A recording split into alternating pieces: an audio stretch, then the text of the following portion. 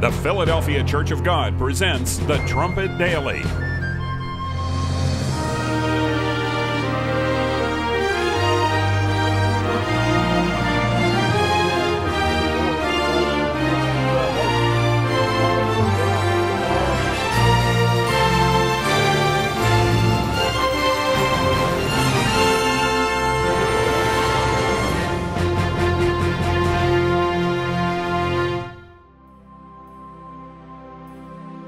In early 1861, the future of the young republic of the United States of America looked bleak. By early March, 7 states had seceded from the Union, and rebel forces had seized control of federal agencies and military outposts in the South, which provided the South with enough arms and supplies to amass a formidable foe. The South had also gained control of much of the Mississippi River, the nation's main lifeline for trade and commerce.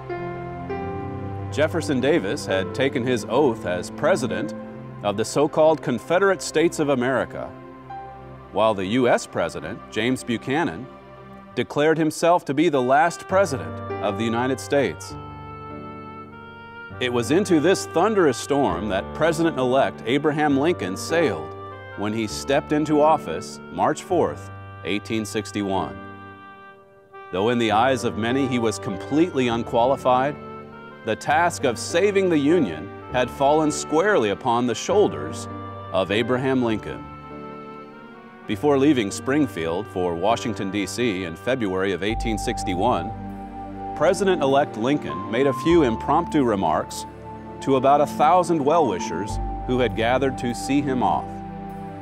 "I now leave, not knowing when or whether ever I may return, with a task before me greater than that which rested upon Washington.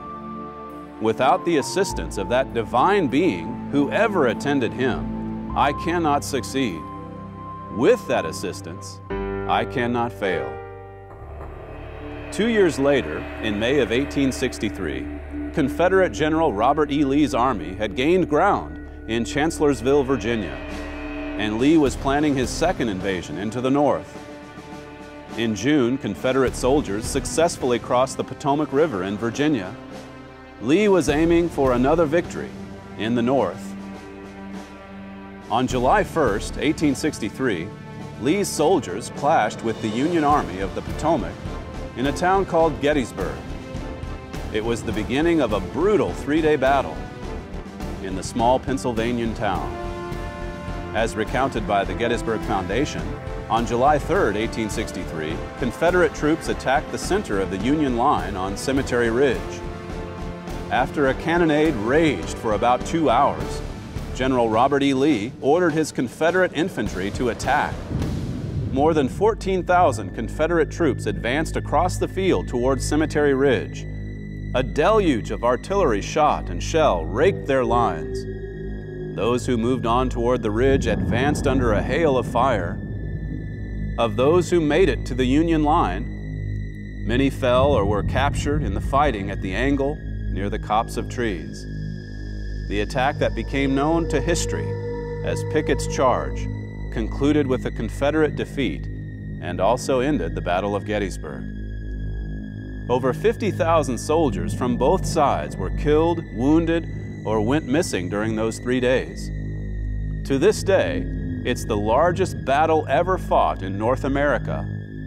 The ravaged small town of Gettysburg would take years to recover.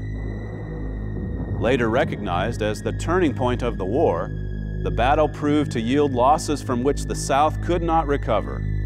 Less than 2 years later, General Lee surrendered and the Civil War was over. After the battle, a commission at Gettysburg planned a dedication ceremony for the cemetery for those slain in the historic battle. Edward Everett, the most famous orator of the day, was invited to deliver the keynote address. President Lincoln was also invited a month before the ceremony, more as a formality. After he indicated he would come, the commission belatedly invited him to give the concluding remarks. Lincoln had plenty of justifiable, honorable reasons to beg off from the ceremony, writes columnist Selena Zito. His 10-year-old son, Tad, lay sick with a fever in the White House. The war was going poorly out west. He was locked in a budget showdown with Congress, and his re-election bid looked grim against the general he fired for incompetence a year earlier. But Lincoln determined to go. He immediately wrote Everett and asked for a copy of his speech. He thought about his own remarks for days. The Sunday before it was delivered, he told someone, "It is not exactly written. It is not finished anyway. I have written it over 2 or 3 times, and I shall have to give it another lick before I'm satisfied." Lincoln arrived in Gettysburg the night before the ceremony and spent the latter part of that evening going over the speech. The next morning, over breakfast, he was seen reviewing his notes. Even during the procession to the ceremony, while in the carriage, he was busy preparing for his few remarks. Abraham Lincoln was in Gettysburg for only 24 hours, but his words have been permanently etched into history. Edward Everett, the lead speaker, later told the president, "Permit me also to express my great admiration of the thoughts expressed by you with such eloquent simplicity and appropriateness at the consecration of the cemetery. I should be glad if I could flatter myself that I came as near to the central idea of the occasion in 2 hours as you did in 2 minutes." Less than 2 years later, President Lincoln was assassinated. In his eulogy for the president, Senator Charles Sumner said of the Gettysburg Address, "The world noted at once what he said and will never cease to remember it. The battle itself was less important than the speech."